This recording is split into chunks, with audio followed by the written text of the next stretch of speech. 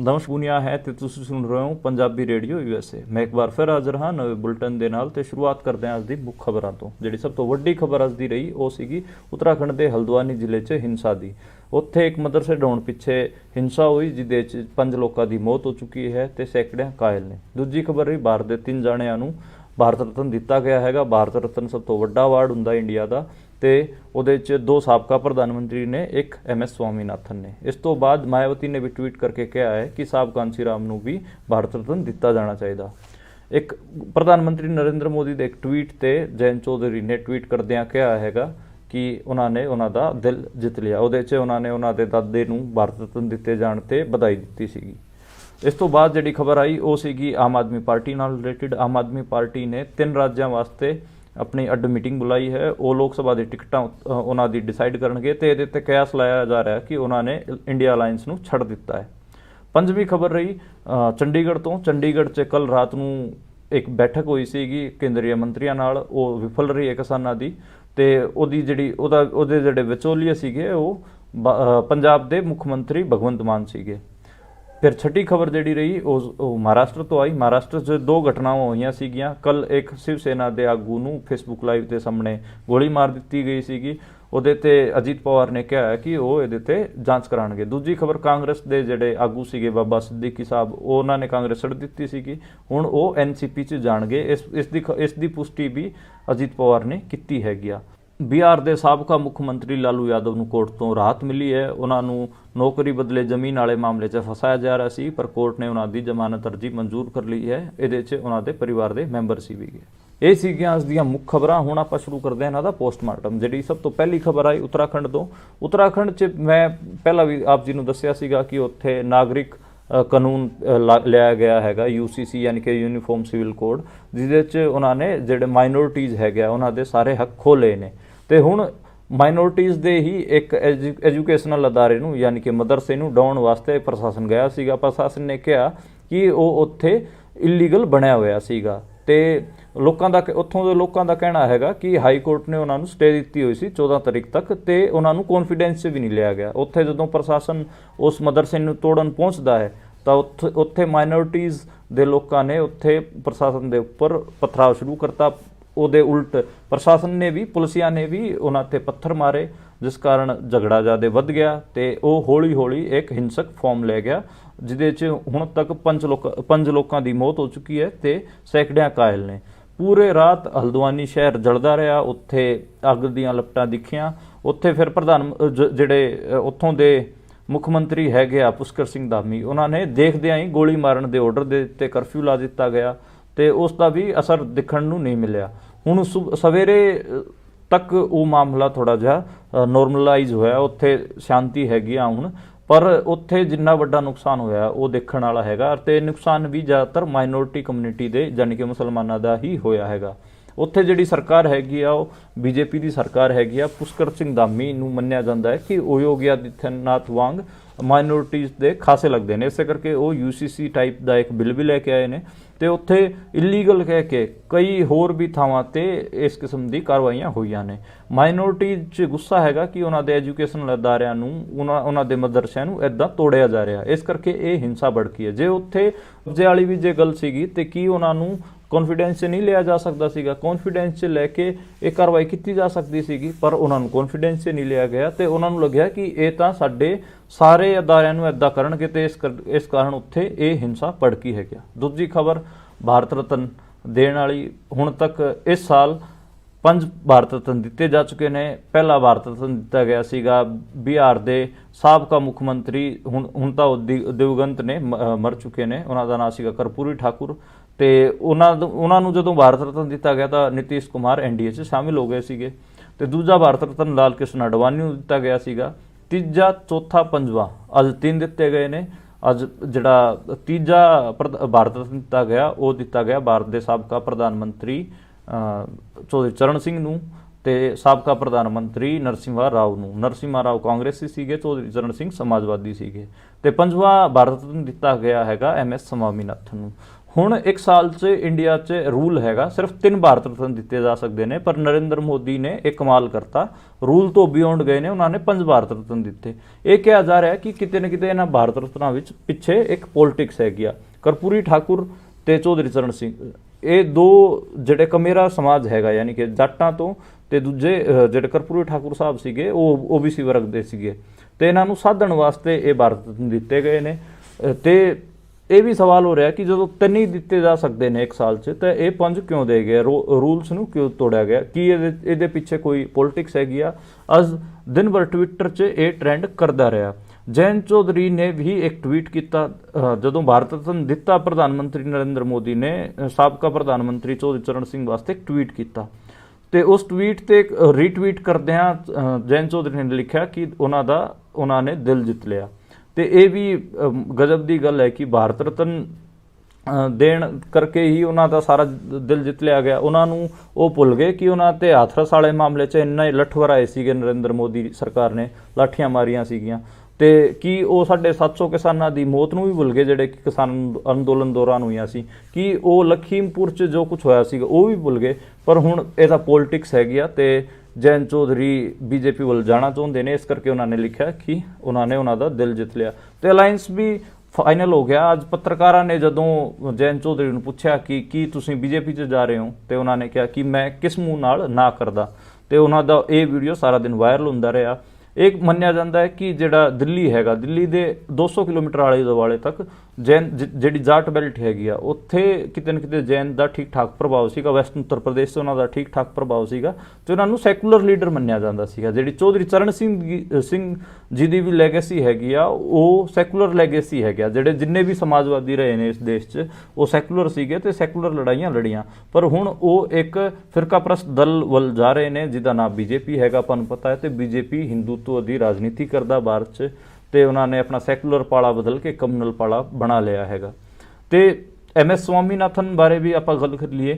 MS Swaminathan ਜਿਹੜੇ ਕਿ ਹਰਿਤ ਕ੍ਰਾਂਤੀ ਇੱਥੇ ਹੋਈ, ਜਿਹੜਾ ਗ੍ਰੀਨ ਰੈਵੋਲੂਸ਼ਨ ਕਿਹਾ ਜਾਂਦਾ ਇੰਡੀਆ 'ਚ, ਉਹਦੇ ਜਨਕ ਕਿਹਾ ਜਾਂਦਾ ਹੈ। ਉਹ 1960 ਤੋਂ ਬਾਅਦ ਹੀ ਲਗਾਤਾਰ ਖੇਤੀਬਾੜੀ ਦੇ ਮਾਮਲਿਆਂ ਤੇ ਜੁੜੇ ਰਹੇ, ਤੇ ਬੀਜਾਂ ਵਾਲਾ ਮਾਮਲਾ ਹੋਵੇ, ਫਰਟੀਲਾਈਜ਼ਰਸ ਵਾਲਾ ਮਾਮਲਾ ਹੋਵੇ, ਜਾਂ ਜਿਹੜਾ ਟੈਕਨੋਲੋਜੀਕਲ ਐਡਵਾਂਸਮੈਂਟ ਹੋ ਗਿਆ ਐਗਰੀਕਲਚਰ ਸੈਕਟਰ 'ਚ, ਜਾਂ ਫਿਰ ਮਸ਼ੀਨਾਂ ਦਾ ਲੈ ਕੇ ਆਉਣਾ ਹੋਵੇ ਟਰੈਕਟਰ ਵਾਲਾ, ਇਹ ਸਾਰਾ ਮਾਮਲਾ ਸਵਾਮੀਨਾਥਨ ਦੇ ਖਾਤੇ ਪਾਇਆ ਜਾਂਦਾ ਹੈ। ਤੇ ਸਵਾਮੀਨਾਥਨ ਬਾਰੇ ਇਹ ਕਿਹਾ ਜਾਂਦਾ ਹੈ ਕਿ ਉਹਨਾਂ ਨੇ ਉਹ ਇੱਕ ਐਗਰੀਕਲਚਰ ਸਾਇੰਟਿਸਟ ਵਜੋਂ ਸ਼ਾਮਿਲ ਹੋਏ ਸੀ, ਬਾਅਦ 'ਚ ਉਹਨਾਂ ਨੇ ਐਗਰੀ ਪਾਲਿਸੀ 'ਚ ਵੀ ਖਾਸੀ ਭੂਮਿਕਾ ਨਿਭਾਈ ਹੈਗੀ ਆ। ਤੇ ਉਹਨਾਂ ਦੀ ਇੱਕ ਕਮੇਟੀ ਵੀ ਬਣਾਈ ਸੀ ਸਰਕਾਰ ਨੇ, ਤੇ ਉਸ ਕਮੇਟੀ ਨੇ ਕੁਝ ਰਿਕਮੈਂਡੇਸ਼ਨਸ ਦਿੱਤੀਆਂ ਸੀਗੀਆਂ। ਉਹਦੇ 'ਚ ਇੱਕ MSP ਵਾਲੀ ਰਿਕਮੈਂਡੇਸ਼ਨ ਸੀਗੀ। ਹੁਣ ਜਿਹੜੇ ਕਿਸਾਨ ਅੰਦੋਲਨ ਕਰ ਰਹੇ ਨੇ, ਉਹ ਵੀ ਉਸੇ ਕਮੇਟੀ, ਸਵਾਮੀਨਾਥਨ ਕਮੇਟੀ ਦੇ ਅਨੁਸਾਰ ਹੀ MSP ਦੀ ਡਿਮਾਂਡ ਕਰ ਰਹੇ ਨੇ। ਉਹ ਕਹਿ ਰਹੇ ਨੇ ਕਿ ਉਸ ਕਮੇਟੀ ਨੇ ਇੱਕ ਰਿਕਮੈਂਡੇਸ਼ਨ ਕੀਤੀ ਸੀ C2+FL, ਯਾਨੀ ਕਿ ਕਿਸਾਨਾਂ ਦੀ ਕੰਪਰੀਹੈਂਸਿਵ ਕੋਸਟ ਹੈਗੀ ਆ, ਉਹਦਾ 1.5 ਗੁਣਾ ਦਿੱਤਾ ਜਾਣਾ ਚਾਹੀਦਾ। ਯਾਨੀ ਕਿ ਜੇ ਕਿਸਾਨ 100 ਰੁਪਏ ਲਾ ਰਿਹਾ, ਤੇ ਉਹਨੂੰ ਉਹਦੀ ਫਸਲ ਦੀ ਲਾਗਤ ਮੁੱਲ 150 ਰੁਪਇਆ ਮਿਲਣਾ ਚਾਹੀਦਾ। ਪਰ ਆਪਾਂ ਨੂੰ ਪਤਾ ਹੈ ਕਿ ਇੱਥੇ ਹੁਣ ਜਿਹੜਾ MSP ਮਿਲਦਾ ਹੈਗਾ, ਉਹ C2+FL ਵਾਲਾ ਨਹੀਂ ਮਿਲਦਾ, ਯਾਨੀ ਕਿ ਕੰਪਰੀਹੈਂਸਿਵ ਕੋਸਟ ਨਹੀਂ ਗਿਣੀ ਜਾਂਦੀ, ਬਲਕਿ ਉਹਦੀ ਜਿਹੜੀ ਕੋਸਟ ਹੈਗੀ ਆ ਉਹ ਬੀਜ ਔਰ ਮਤਲਬ ਮਾੜੀ ਮੋਟੀ ਕੋਸਟ ਗਿਣੀ ਜਾਂਦੀ ਹੈਗੀ, ਜਿਹਦੇ ਕਰਕੇ MSP ਜਿਹੜਾ ਹੈਗਾ ਫਸਲਾਂ ਤੇ ਉਹ ਘੱਟ ਮਿਲਦਾ ਹੈਗਾ। ਤੇ ਕਿਸਾਨ ਯੂਨੀਅਨਾਂ ਹੁਣ ਲਗਾਤਾਰ ਸਵਾਮੀਨਾਥਨ ਕਮੇਟੀ ਵਾਲੀ ਰਿਕਮੈਂਡੇਸ਼ਨਸ ਨੂੰ ਲਾਗੂ ਕਰਨ ਦੀ ਗੱਲ ਵੀ ਕਰ ਰਹੀਆਂ ਨੇ। ਹੁਣ ਜੇ ਕਿਸਾਨਾਂ ਦੀ ਗੱਲ ਹੋ ਹੀ ਰਹੀ ਹੈ, ਤਾਂ ਮੈਂ ਇੱਕ ਮੀਟਿੰਗ ਬਾਰੇ ਵੀ ਦੱਸ ਦਿੰਦਾ। ਕੱਲ ਜਦੋਂ ਮੈਂ ਇਹ ਬੁਲਟਨ ਕਰ ਰਿਹਾ ਸੀਗਾ, ਉਦੋਂ ਹੀ ਪੰਜਾਬ ਦੀ ਕੈਪੀਟਲ ਚੰਡੀਗੜ੍ਹ 'ਚ ਇੱਕ ਮੀਟਿੰਗ ਹੋਈ। ਪੰਜਾਬ ਦੇ ਮੁੱਖ ਮੰਤਰੀ ਨੇ ਉਹ ਕਰਵਾਈ ਸੀਗੀ, ਤੇ ਕੇਂਦਰ ਤੋਂ 3 ਮੰਤਰੀ ਆਏ ਸੀਗੇ, ਪੀਯੂਸ਼ ਗੋਇਲ, ਅਰਜੁਨ ਮੁੰਡਾ ਤੇ ਇੱਕ ਰਾਏ ਸਾਹਿਬ ਸੀਗੇ। ਤੇ 3 ਮੰਤਰੀ ਆਏ, ਤੇ ਇਧਰੋਂ ਕਿਸਾਨ ਯੂਨੀਅਨਾਂ 'ਚ ਡੱਲੇਵਾਲ, ਸਵਰਨ ਪੰਧੇਰ ਤੇ ਜਰਨੈਲ ਸਿੰਘ ਕਾਲਕੇ, ਇਹ ਲੋਕ ਗਏ ਸੀਗੇ, ਰਮਨਦੀਪ ਸਿੰਘ ਮਾਨ ਗਏ ਸੀਗੇ, ਤੇ ਉਹਨਾਂ ਦੀ ਮੀਟਿੰਗ ਹੋਈ। ਉਹਨਾਂ 'ਚ ਜਿਹੜੇ ਲਖੀਮਪੁਰ ਵਾਲੇ ਰਹਿੰਦੇ ਮਾਮਲੇ ਸੀਗੇ, ਘਾਇਲਾਂ ਨੂੰ ਪੈਸੇ ਦੇਣ ਵਾਲਾ ਹੋਵੇ ਜਾਂ ਫਿਰ ਹੋਰ ਚੀਜ਼ਾਂ ਹੋਣ, ਉਹ ਤਾਂ ਮੰਨ ਲਏ, ਪਰ MSP ਤੇ ਉਹਨਾਂ ਦੀ ਕੋਈ ਸਹਿਮਤੀ ਨਹੀਂ ਬਣੀ। ਇਸ ਕਰਕੇ ਜਿਹੜੀ ਮੀਟਿੰਗ ਸੀਗੀ ਉਹ ਵਿਫਲ ਹੋ ਗਈ। ਅੱਜ ਜਿਹੜੇ ਅੰਬਾਲੇ ਦੇ ਕਿਸਾਨ ਆਗੂ ਅਮਰਜੀਤ ਮੋਢੀ ਹੈਗੇ ਆ, ਉਹਨਾਂ ਨੇ ਇਹ ਐਲਾਨ ਕੀਤਾ ਹੈਗਾ ਕਿ ਉਹ ਆਪਣਾ ਜਿਹੜਾ 13 ਤਰੀਕ ਵਾਲਾ ਫੈਸਲਾ ਹੈਗਾ ਦਿੱਲੀ ਜਾਣ ਵਾਲਾ, ਉਹ ਇੱਦਾਂ ਹੀ ਕਾਇਮ ਰੱਖਣਗੇ। ਤੇ ਇੱਕ ਦੂਜਾ ਧੜਾ ਵੀ ਹੈਗਾ ਰਾਜੇਵਾਲ ਹੋਰਾਂ ਵਾਲਾ, ਉਹਨਾਂ ਨੇ ਕਿਹਾ ਹੈ ਕਿ ਉਹ 13 ਤਰੀਕ ਨੂੰ ਦਿੱਲੀ ਨਹੀਂ ਜਾਣਗੇ ਤੇ ਉਹ 16 ਤਰੀਕ ਨੂੰ ਭਾਰਤ ਬੰਦ ਦੀ ਉਹਨਾਂ ਨੇ ਕੋਲ ਦਿੱਤੀ, ਇੱਕ ਦਿਨ ਵਾਸਤੇ ਭਾਰਤ ਬੰਦ ਕਰਨਗੇ। ਤੇ ਇੱਕ ਇਹ ਇਦਾਂ ਦੀ ਟਸਲ ਮੈਨੂੰ ਲੱਗਦੀ ਹੈ ਕਿ ਜਿਹੜੀ ਹੋਣੀ ਨਹੀਂ ਚਾਹੀਦੀ, ਬਲਕਿ ਸਾਰੇ ਕਿਸਾਨਾਂ ਨੂੰ ਰਲ ਕੇ ਲੜਾਈ ਲੜਨੀ ਚਾਹੀਦੀ। ਰਾਜੇਵਾਲ ਦਾ ਜਿਹੜਾ ਇਹ ਫੈਸਲਾ ਹੈਗਾ ਦਿੱਲੀ ਨਾ ਜਾਣ ਵਾਲਾ, ਇਹ ਮੈਨੂੰ ਕਿਤੇ ਨਾ ਕਿਤੇ ਸਮਝ ਨਹੀਂ ਲੱਗਦਾ ਤੇ ਇਹਦੇ ਪਿੱਛੇ ਮੈਨੂੰ ਲੱਗਦਾ ਕਿ ਉਹਨਾਂ ਨੂੰ ਇਹ ਨਹੀਂ ਕਰਨਾ ਚਾਹੀਦਾ, ਬਲਕਿ ਦਿੱਲੀ ਕਿਸਾਨ ਅੰਦੋਲਨ ਤਾਂ ਹੁਣ ਬਣਦਾ ਹੈਗਾ ਕਿਉਂਕਿ ਤੁਸੀਂ ਜਿਹੜੇ ਮੰਗਾਂ ਤੇ ਉੱਠ ਕੇ ਆਏ ਸੀਗੇ ਕਿ ਜਿੰਨੀ ਤੁਸੀਂ ਜਿਹੜਾ ਰੌਲਾ ਪਾਇਆ ਸੀਗਾ ਕਿ ਸਾਡੀ ਸਾਰੀ ਗੱਲਾਂ ਮੰਨ ਲਿਆ, ਉਹਨਾਂ ਤੇ ਤਾਂ ਉਹ ਮੁੱਕਰੀ ਜਾਂਦੇ ਨੇ ਤੇ ਉਹਨਾਂ ਨੂੰ ਦੁਬਾਰੇ ਲਾਗੂ ਕਰਵਾਉਣ ਵਾਸਤੇ ਤੁਹਾਨੂੰ ਦਿੱਲੀ ਜਾਣਾ ਚਾਹੀਦਾ। ਤੇ ਬਲਬੀਰ ਸਿੰਘ ਰਾਜੇਵਾਲ ਦਾ ਜਿਹੜਾ ਦਿੱਲੀ ਨਾ ਜਾਣ ਦਾ ਐਲਾਨ ਹੈਗਾ ਇਹ ਸਮਝ ਤੋਂ ਪਰੇ ਹੈਗਾ। ਤੇ ਇਸ ਤੋਂ ਇਲਾਵਾ ਆਪਾਂ ਪੀਵੀ ਨਰਸਿਮਹਾ ਰਾਓ ਬਾਰੇ ਗੱਲ ਕਰ ਲਈਏ, ਜਿਨ੍ਹਾਂ ਨੂੰ ਭਾਰਤ ਰਤਨ ਦਿੱਤਾ ਗਿਆ ਹੈਗਾ। ਪੀਵੀ ਨਰਸਿਮਹਾ ਰਾਓ ਭਾਰਤ ਦੇ ਸਾਬਕਾ ਪ੍ਰਧਾਨ ਮੰਤਰੀ ਨੇ, ਉਹ 90 'ਚ ਭਾਰਤ ਦੇ ਪ੍ਰਧਾਨ ਮੰਤਰੀ ਬਣੇ ਹੈਗੇ ਆ ਤੇ ਉਹਨਾਂ ਨੂੰ ਇਹ ਕਿਹਾ ਜਾਂਦਾ ਕਿ LPG ਲਿਬਰਲਾਈਜੇਸ਼ਨ, ਗਲੋਬਲਾਈਜੇਸ਼ਨ, ਪ੍ਰਾਈਵੇਟਾਈਜੇਸ਼ਨ, ਯਾਨੀ ਕਿ ਜਿਹੜੇ ਭਾਰਤ ਦੀ ਪਹਿਲੀ ਜਿਹੜੀ ਆਰਥਿਕੀ ਸੀਗੀ, ਯਾਨੀ ਕਿ ਇੱਕ ਇਕਨੋਮੀ ਸੀਗੀ, ਉਹਨੂੰ ਖੋਲ੍ਹਣ, ਉਹਨੂੰ ਲਿਬਰਲਾਈਜ਼ ਕਰਨ ਦਾ ਉਹਨਾਂ ਨੂੰ ਕ੍ਰੈਡਿਟ ਦਿਆ ਜਾਂਦਾ ਹੈਗਾ। ਹਾਲਾਂਕਿ ਡਿਬੇਟ ਦਾ ਵਿਸ਼ਾ ਹੈਗਾ ਕਿ LPG ਨਾਲ ਇੰਡੀਆ 'ਚ ਤਰੱਕੀ ਹੋਈ ਜਾਂ ਫਿਰ ਇਹਦੇ ਨਾਲ ਕਿਹੋ ਜਿਹੀ ਡਿਵੈਲਪਮੈਂਟ ਹੋਈ, ਇਹਦੇ 'ਤੇ ਲਗਾਤਾਰ ਸਵਾਲ ਵੀ ਹੁੰਦੇ ਨੇ, ਸਾਰਿਆਂ ਦਾ ਅੱਡ ਓਪੀਨੀਅਨ ਹੈਗਾ। ਤੇ ਨਰਸਿਮਹਾ ਰਾਓ ਬਾਰੇ ਇਹ ਵੀ ਕਿਹਾ ਜਾਂਦਾ ਹੈ ਕਿ ਆਫਟਰ ਰਾਜੀਵ ਗਾਂਧੀ ਡੈਥ ਕਿਤੇ ਨਾ ਕਿਤੇ ਉਹਨਾਂ ਦਾ ਕਾਂਗਰਸ ਤੇ ਕਬਜ਼ਾ ਹੋ ਗਿਆ ਸੀਗਾ, ਫਿਰ ਉਹਨਾਂ ਤੋਂ ਬਾਅਦ ਸੀਤਾਰਾਮ ਕੇਸਰੀ ਰਹੇ ਕਿ ਸੀਤਾਰਾਮ ਕੇਸਰੀ ਤੋਂ ਕਬਜ਼ਾ ਜਿਹੜਾ ਸੋਨੀਆ ਗਾਂਧੀ ਤੇ ਉਹਨਾਂ ਦੇ ਗੁੱਟ ਨੂੰ ਛਡਾਇਆ ਸੀਗਾ। ਪੀਵੀ ਨਰਸਿਮਹਾ ਰਾਓ ਤੇ ਖਾਤੇ 'ਚ ਜਿਹੜਾ ਇੱਕ ਉਹਨਾਂ ਨੇ ਇੱਕ ਕਿਤਾਬ ਵੀ ਲਿਖੀ ਜਿਹਦੇ 'ਚ ਅਯੋਧਿਆ ਬਾਰੇ ਵੀ ਦੱਸਿਆ ਹੈ। ਜਿਹੜਾ ਅਯੋਧਿਆ 'ਚ ਬਾਬਰੀ ਮਸਜਿਦ ਢਾਈ ਗਈ ਉਸ ਟਾਈਮ ਪੀਵੀ ਨਰਸਿਮਹਾ ਰਾਓ ਹੀ ਸੈਂਟਰ 'ਚ ਸੀਗੇ ਤੇ ਉਹ ਮਤਲਬ ਉਹ ਦੌਰ ਸੀਗਾ, ਉਦੋਂ ਬੜੇ ਨਾਂ ਸੀਗੇ VP ਸਿੰਘ, ਚੰਦਰ ਸ਼ੇਖਰ, ਰਾਜੀਵ ਗਾਂਧੀ ਡੈਥ ਤੋਂ ਬਾਅਦ ਪੀਵੀ ਨਰਸਿਮਹਾ ਰਾਓ, ਸੀਤਾਰਾਮ ਕੇਸਰੀ, ਤੇ ਉਹ ਉਸ ਕਿਸਮ ਦਾ ਦੌਰ ਸੀਗਾ। ਤੇ ਪੀਵੀ ਨਰਸਿਮਹਾ ਰਾਓ ਦੇ ਖਾਤੇ ਜ਼ਿਆਦਾਤਰ ਜਿਹੜੇ ਇਕਨੋਮਿਕ ਪੋਲਿਸੀਜ਼ ਹੈਗੀ, ਇਕਨੋਮਿਕ ਲਿਬਰਲਾਈਜੇਸ਼ਨ ਹੈਗੀ ਆ ਇੰਡੀਆ ਦੀ, ਉਹ ਪਾਈ ਜਾਂਦੀ ਹੈਗੀ ਆ। ਤੇ ਮਤਲਬ 5 ਭਾਰਤ ਰਤਨ ਦਿੱਤੇ ਗਏ ਨੇ ਤੇ 5 'ਚ ਕਿਤੇ ਨਾ ਕਿਤੇ ਪੋਲਿਟਿਕਸ ਤਾਂ ਝਲਕ ਰਹੀ ਹੈਗੀ ਆ।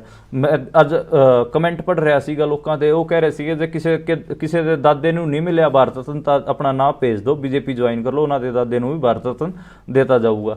ਤੇ ਇਸ ਕਿਸਮ ਦੇ ਕਮੈਂਟਬਾਜ਼ੀ ਵੀ ਸੋਸ਼ਲ ਮੀਡੀਆ ਤੇ ਲਗਾਤਾਰ ਚੱਲਦੀ। ਹੁਣ ਆਮ ਆਦਮੀ ਪਾਰਟੀ ਦੀ ਗੱਲ ਕਰ ਲੈਂਦੇ ਆ ਕਿ ਉਹਨਾਂ ਨੇ ਇੱਕ ਮੀਟਿੰਗ ਸੱਦੀ ਹੈ ਤੇ ਉਹਨਾਂ ਨੇ ਕਿਹਾ ਕਿ ਅਸੀਂ ਹਰਿਆਣਾ, ਗੋਆ ਤੇ ਗੁਜਰਾਤ, ਇਹ 3 ਰਾਜਾਂ ਦੇ ਦੀ ਲੋਕ ਸਭਾ ਸੀਟਾਂ ਅਸੀਂ ਡਿਸਾਈਡ ਕਰਾਂਗੇ ਕਿ ਅਸੀਂ ਕਿਹਨੂੰ ਲੜਾਉਣਾ ਹੈਗਾ।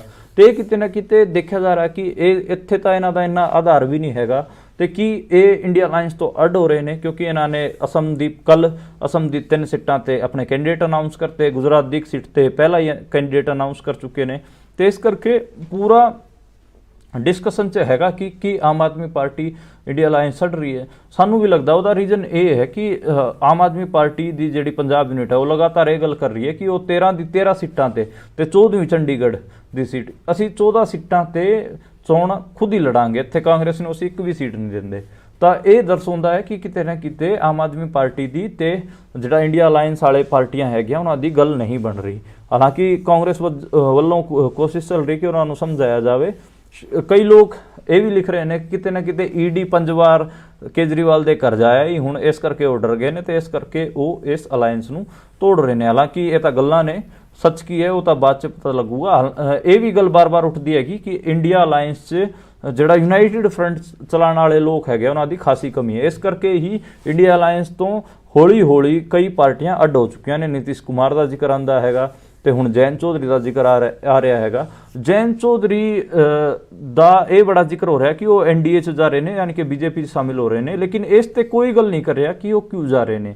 ਮੈਂ ਵੀ ਅੱਜ ਪੂਰੇ ਆਪਣੇ ਸੂਤਰ ਦੌੜਾਏ, ਸੋਰਸ ਦੌੜਾਏ ਤੇ ਉਸ ਤੋਂ ਬਾਅਦ ਪਤਾ ਲੱਗਿਆ ਕਿ ਅਖਿਲੇਸ਼ ਯਾਦਵ ਉਹਨਾਂ ਨੂੰ ਉਹਨਾਂ ਸਪੇਸ ਨਹੀਂ ਦੇ ਰਹੇ ਸੀਗੇ ਜਿੰਨਾ ਉਹਨਾਂ ਦਾ ਬਣਦਾ ਸੀਗਾ। ਉਹ ਮੁਜ਼ੱਫਰਨਗਰ ਵਾਲੀ ਸੀਟ ਵੀ ਨਹੀਂ ਛੱਡ ਰਹੇ ਸੀਗੇ, ਕਰਨਾ ਵਾਲੀ ਸੀਟ ਵੀ ਨਹੀਂ ਛੱਡ ਰਹੇ ਸੀਗੇ ਤੇ ਕਹਿ ਰਹੇ ਸੀ ਸਿਰਫ ਤੁਸੀਂ ਬਾਗਪਤ ਤੋਂ ਲੜ ਲਓ ਜਾਂ ਕੋਈ ਇੱਕ ਅੱਧੀ ਸੀਟ ਮਥੁਰਾ ਵਗੈਰਾ ਵਾਲੀ ਲੈ ਲਓ, ਉਸ ਤੋਂ ਇਲਾਵਾ ਤਾਂ ਉਹ ਮਤਲਬ ਵੈਸਟਰਨ ਉੱਤਰ ਪ੍ਰਦੇਸ਼ 'ਚ ਜੇ ਜੈਨ ਚੌਧਰੀ ਸੀਟਾਂ ਤੇ ਚੋਣਾਂ ਨਹੀਂ ਲੜੂਗਾ ਤੇ ਕੌਣ ਲੜੂਗਾ, ਤੇ ਇਹ ਤਾਂ ਸਵਾਲ ਬਣਦਾ ਹੀ ਸੀਗਾ। ਤਾਂ ਉਹਨਾਂ ਨੂੰ ਸਪੇਸ ਨਹੀਂ ਦਿੱਤਾ ਗਿਆ।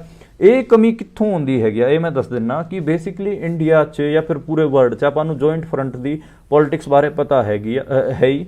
ਕਿ ਕਈ ਦਲ ਜਦੋਂ ਇਕੱਠੇ ਹੋ ਕੇ, ਕਈ ਪੋਲੀਟੀਕਲ ਫੋਰਸਿਸ ਇਕੱਠੇ ਹੋ ਕੇ ਚੋਣਾਂ ਲੜਦੀਆਂ ਨੇ ਜਾਂ ਫਿਰ ਕੋਈ ਐਕਸ਼ਨ ਕਰਦੀਆਂ ਨੇ, ਕੋਈ ਐਜੀਟੇਸ਼ਨ ਕਰਦੀਆਂ ਨੇ, ਉਹਨੂੰ ਆਪਾਂ ਜੁਆਇੰਟ ਫਰੰਟ ਦੀ ਪੋਲਿਟਿਕਸ ਕਹਿੰਦੇ ਆ। ਤੇ ਇਸ ਤੋਂ ਪਹਿਲਾਂ ਵੀ ਇੰਡੀਆ 'ਚ ਬਣਦੇ ਰਹੇ ਨੇ। ਜਿਹੜਾ ਕਾਂਗਰਸੀਆਂ ਵਾਲਾ ਜਿਹੜਾ ਪਹਿਲਾ ਅਲਾਇੰਸ ਸੀਗਾ, ਜਿਹੜਾ 2004 ਤੋਂ 2014 ਤੱਕ, ਉਹ ਸੀਗਾ UPA, ਯੂਨਾਈਟਿਡ ਪ੍ਰੋਗਰੈਸਿਵ ਅਲਾਇੰਸ। ਯਾਨੀ ਕਿ ਇਹਨਾਂ ਨੇ ਕਿਹਾ ਕਿ ਅਸੀਂ ਜਿੰਨੇ ਵੀ ਪ੍ਰੋਗਰੈਸਿਵ ਧੜੇ ਹੈਗੇ ਆ ਉਹ ਇਕੱਠੇ ਹੋਏ ਆ। ਤੇ NDA ਦਾ ਆਪਾਂ ਨੂੰ ਪਤਾ ਹੈ ਕਿ ਨੈਸ਼ਨਲ ਡੈਮੋਕ੍ਰੈਟਿਕ ਅਲਾਇੰਸ ਇਹਨੂੰ ਇਹ ਕਹਿੰਦੇ ਹੈਗੇ ਆ। ਤੇ ਜਿਹੜਾ ਯੂਨਾਈਟਿਡ ਫਰੰਟ ਦੀ ਪੋਲਿਟਿਕਸ ਹੈ ਉਹ ਉਦੋਂ ਹੀ ਕਾਮਯਾਬ ਹੁੰਦੀ ਹੈ ਜਦੋਂ ਤੁਹਾਡੇ ਕੋਲ ਇਹੋ ਜਿਹੇ ਬੰਦੇ ਹੋਣ ਜਿਨ੍ਹਾਂ ਨੂੰ ਪਤਾ ਹੋਵੇ ਕਿ ਕਿਹਨਾਂ ਨੂੰ ਕਿਵੇਂ ਸੈਟਲ ਕਰੀਦਾ ਤੇ ਕਿਵੇਂ ਉਹਨਾਂ ਨੂੰ ਸਪੇਸ ਦੇਣਾ ਹੈਗਾ। ਹੁਣ ਤਾਂ ਦਿੱਕਤ ਇਹ ਆ ਰਹੀ ਹੈ ਕਿ ਜਿਹੜੇ ਪੋਲੀਟੀਸ਼ੀਅਨਸ ਹੈਗੇ ਇੰਡੀਆ 'ਚ, ਉਹ ਜ਼ਿਆਦਾਤਰ 3rd ਜਨਰੇਸ਼ਨ ਪੋਲੀਟੀਸ਼ੀਅਨ ਜਾਂ 4th ਜਨਰੇਸ਼ਨ ਪੋਲੀਟੀਸ਼ੀਅਨਸ ਹੈਗੇ। ਉਹਨਾਂ ਦੇ ਦਾਦੇ ਪੜਦਾਦੇ ਕਦੇ ਮੰਤਰੀ ਸੰਤਰੀ ਹੁੰਦੇ ਸੀਗੇ ਤੇ ਉਹਨਾਂ ਦੇ ਅੱਗੇ ਜਵਾਕ ਆ ਗਏ ਤੇ ਉਹਨਾਂ ਨੇ ਤਾਂ ਗਰਾਊਂਡ 'ਚ ਜਾ ਕੇ ਆਰਗੇਨਾਈਜੇਸ਼ਨ ਨੂੰ ਬਿਲਡ ਨਹੀਂ ਕੀਤਾ। ਤੇ ਸ਼ਾਇਦ ਮੈਨੂੰ ਲੱਗਦਾ ਕਿ ਇਹ ਹੀ ਜ਼ਿਆਦਾ ਵੱਡੀ ਕਮੀ ਹੈਗੀ ਆ। ਉਹਨਾਂ ਨੇ ਕੋਈ ਗਰਾਊਂਡ 'ਤੇ ਜਾ ਕੇ ਆਰਗੇਨਾਈਜੇਸ਼ਨ ਬਿਲਡ ਨਹੀਂ ਕੀਤਾ ਤੇ ਉਸ ਕਾਰਨ ਉਹਨਾਂ ਨੂੰ ਪਤਾ ਹੀ ਨਹੀਂ ਲੱਗਦਾ ਕਿ ਲੋਕਾਂ ਦੀ ਰਿਸਪੈਕਟ ਕਿਵੇਂ ਕੀਤੀ ਜਾਂਦੀ ਹੈਗੀ ਆ।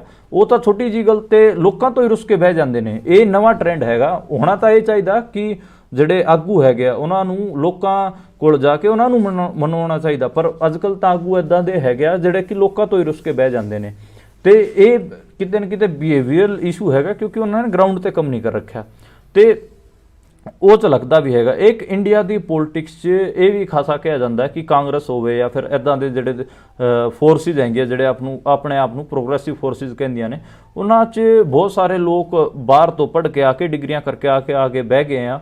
ਇਹਦੇ ਉਲਟ BJP 'ਚ ਇੱਦਾਂ ਦੇ ਲੋਕ ਹੈਗੇ ਆ ਜਿਹੜੇ ਗਰਾਊਂਡ ਨਾਲ ਜੁੜੇ ਹੋਏ ਨੇ ਤੇ BJP ਇੱਦਾਂ ਦੇ ਵਰਕਰਸ ਨੂੰ ਹੀ ਤਵੱਜੋ ਦਿੰਦੀ ਹੈ ਜਿਹੜੇ ਕਿ ਗਰਾਊਂਡ ਨਾਲ ਜੁੜੇ ਰਹਿੰਦੇ ਨੇ। ਇਸ ਕਰਕੇ ਉਹਨਾਂ ਦੀ ਜਿਹੜੀ ਫੀਡਬੈਕ ਸਿਸਟਮ ਹੈਗੀ ਆ ਪਾਰਟੀ 'ਚ, ਜਿਹੜੀ ਇੱਕ ਹਿਸਾਬ ਨਾਲ ਆਰਗੇਨਾਈਜੇਸ਼ਨਲ ਸਟਰਕਚਰ ਹੈਗਾ, ਉਹ ਮਜ਼ਬੂਤ ਹੈਗਾ। ਤੇ ਜਦੋਂ ਤੁਹਾਡੇ ਕੋਲ ਵਧੀਆ ਤੇ ਸਹੀ ਫੀਡਬੈਕ ਆਊਗੀ ਉਦੋਂ ਹੀ ਤੁਸੀਂ ਕੋਈ ਡਿਸੀਜਨ ਲਓਗੇ।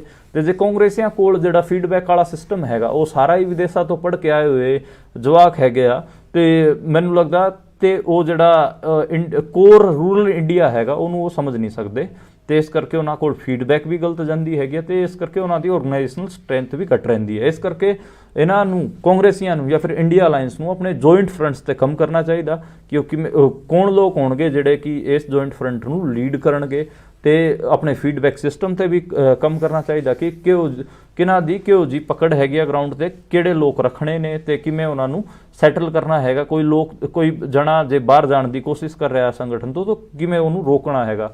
ਇਹ ਸਾਰੀ ਚੀਜ਼ਾਂ ਤੇ ਕੰਮ ਕਰਨ ਦੀ ਕਾਂਗਰਸ ਨੂੰ ਲੋੜ ਹੈਗੀ ਆ। ਇੱਕ ਫਿਰ ਜਿਹੜੀ ਖਬਰ ਲਾਲੂ ਯਾਦਵ ਬਾਰੇ ਮੈਂ ਦੱਸ ਰਿਹਾ ਸੀਗਾ ਕਿ ਇੱਕ ਘੋਟਾਲੇ ਤੇ ਉਹਨਾਂ ਦੇ ਤਾਂ ਉੱਦਾਂ ਤਾਂ ਜਿੰਨੇ ਵੀ ਉਹਨਾਂ ਦੀ ਸਕੀਮਾਂ ਸੀਗੀਆਂ ਸਾਰਿਆਂ ਦੇ ਹੀ ਘੋਟਾਲੇ ਬਣਾ ਕੇ ਈਡੀ ਨੇ ਉਹਨਾਂ ਤੇ ਕੇਸ ਪਾ ਰੱਖੇ ਨੇ। ਕਦੇ ਉਹਨਾਂ ਨੂੰ ਕਿਹਾ ਜਾਂਦਾ ਕਿ ਉਹ ਚਾਰਾ ਖਾ ਗਏ, ਕਦੇ ਕੁਝ ਕਿਹਾ ਜਾਂਦਾ ਹੈ। ਤੇ ਲਾਲੂ ਯਾਦਵ ਤੇ ਇਹ ਕਾਰਵਾਈਆਂ ਮੈਨੂੰ ਜਿੰਨੀ ਪੋਲਿਟਿਕਸ ਦੀ ਸਮਝ ਹੈ ਉਹ ਇੱਦਾਂ ਲੱਗਦੀਆਂ ਕਿ ਜਦੋਂ ਉਹਨਾਂ ਨੇ ਅਡਵਾਨੀ ਦਾ ਰੱਥ ਰੋਕਿਆ, ਉਹ ਬਿਹਾਰ ਦੇ ਮੁੱਖ ਮੰਤਰੀ ਸੀਗੇ ਤੇ ਜਿਹੜੇ ਅਡਵਾਨੀ ਸਾਹਿਬ ਸੀਗੇ ਉਹ ਰਾਮ ਮੰਦਰ ਬਣਾਉਣ ਵਾਸਤੇ 90 'ਚ ਰੱਥ ਯਾਤਰਾ ਉਹਨਾਂ ਨੇ ਕੀਤੀ ਸੀਗੀ ਤੇ ਇੱਕ ਟੋਇਟਾ ਜੀਪ ਨੂੰ ਰੱਥ ਬਣਾ ਕੇ ਉਹ ਨਿਕਲੇ ਸੀਗੇ। ਜਦੋਂ ਉਹ ਰੱਥ ਬਿਹਾਰ 'ਚ ਆਇਆ ਤੇ ਉਹਨਾਂ ਨੇ, ਲਾਲੂ ਯਾਦਵ ਨੇ ਉਹ ਰੱਥ ਰੋਕਤਾ ਸੀਗਾ ਤੇ ਇਹ ਕਿਹਾ कि आडवाणी जी जब लोग ही नहीं रहेंगे तो मंदिर में घंटा कौन बजाएगा। ये उनकी एग्जैक्ट स्टेटमेंट थी। तो ये उन्होंने एग्जैक्ट स्टेटमेंट सी कि उन्होंने कहा कि तुसीं लोकां नूं भड़का रहे हो, दो धर्मां दे लोकां नूं आपस 'च लड़ा रहे हो, ये बंद करो। तो शायद तो उस तो बाद सेंटर च NDA की वापसी होंदी है 1998 के दौर च ਤੇ ਫਿਰ ਉਹਨਾਂ ਦੇ ਕੇਸ ਚੱਲਣ ਲੱਗ ਜਾਂਦੇ ਨੇ ਤੇ ਉਹ ਕਿਤੇ ਨਾ ਕਿਤੇ, ਕਿਉਂਕਿ ਜਿਹੜੇ ਹੋਮ ਮਿਨਿਸਟਰ ਬਣਦੇ ਨੇ ਉਸ ਟਾਈਮ ਉਹ ਅਡਵਾਨੀ ਜੀ ਹੀ ਬਣਦੇ ਨੇ 98 ਦੇ ਦੌਰ 'ਚ ਤੇ 2004 ਤੱਕ ਜਿਹੜਾ ਹੋਮ ਮਿਨਿਸਟਰੀ ਸੀਗੀ ਕਿਤੇ ਨਾ ਕਿਤੇ ਅਡਵਾਨੀ ਦੇ ਹੱਥ ਰਹੀ ਤੇ ਉਹਨਾਂ ਤੇ ਕੇਸ ਪਾਏ ਗਏ। ਤੇ ਇੱਕ ਇਹੋ ਜਿਹਾ ਕੇਸ ਸੀਗਾ ਜਿਹਦੇ 'ਚ ਨੌਕਰੀ ਦੇ ਬਦਲੇ ਜ਼ਮੀਨ ਲੈਣ ਦਾ ਆਰੋਪ ਸੀਗਾ ਲਾਲੂ ਤੇ, ਹਾਲਾਂਕਿ ਅੱਜ ਕੋਰਟ ਤੋਂ ਉਹਨਾਂ ਨੂੰ ਜ਼ਮਾਨਤ ਮਿਲ ਗਈ। ਹੁਣ ਯਾਦ ਕਰੋ ਕਿਤੇ ਮਤਲਬ 90s ਦਾ ਦੌਰ ਯਾਦ ਕਰੋ ਤੇ ਹੁਣ 2024 'ਚ ਅਸੀਂ ਜੀ ਰਹੇ ਹਾਂ ਤੇ ਘੱਟੋ ਘੱਟ 30 ਸਾਲ ਦਾ ਡਿਫਰੈਂਸ ਹੋ ਗਿਆ। ਫਿਰ ਵੀ ਲਾਲੂ ਯਾਦਵ ਨੂੰ ਲਗਾਤਾਰ ਕੋਰਟਾਂ ਦੇ ਚੱਕਰ ਕੱਟਣੇ ਪੈਂਦੇ ਨੇ ਤੇ ਉਹਨਾਂ ਨੂੰ ਲਗਾਤਾਰ ਰਗੜਿਆ ਜਾਂਦਾ। ਉਹਦਾ ਰੀਜ਼ਨ ਇਹ ਹੈ ਕਿ ਉਹ ਜਿਹੜੀ BJP ਦੀ ਕਮਿਊਨਲ ਪੋਲਿਟਿਕਸ ਸੀਗੇ ਉਹਦੇ ਅਗੇਂਸਟ ਖੜੇ ਹੋਏ ਸੀ ਤੇ ਲਾਲੂ ਯਾਦਵ ਇੱਕੋ ਇਹੋ ਜਿਹੇ ਲੀਡਰ ਹੈਗੇ ਆ ਜਿਨ੍ਹਾਂ ਨੇ ਕਦੇ ਵੀ BJP ਨਾਲ ਅਲਾਇੰਸ ਨਹੀਂ ਕੀਤਾ ਹੈਗਾ। ਤੇ ਇਹ ਮੋਟੀ ਕਹਾਣੀ ਹੈਗੀ ਆ। ਹਾਲਾਂਕਿ ਅੱਜ ਉਹਨਾਂ ਦੇ ਪਰਿਵਾਰ ਨੂੰ ਵੀ ਮਿਲ ਗਈ ਹੈਗੀ ਆ ਜ਼ਮਾਨਤ। ਉਹਨਾਂ ਦੀ ਬੇਟੀ ਮੀਸਾ ਭਾਰਤੀ ਹੋਣ ਜਾਂ ਫਿਰ ਰਾਬੜੀ ਦੇਵੀ ਉਹਨਾਂ ਦੀ ਧਰਮ ਪਤਨੀ ਹੋਣ, ਉਹਨਾਂ ਨੂੰ ਵੀ ਰਾਹਤ ਮਿਲੀ ਹੈ।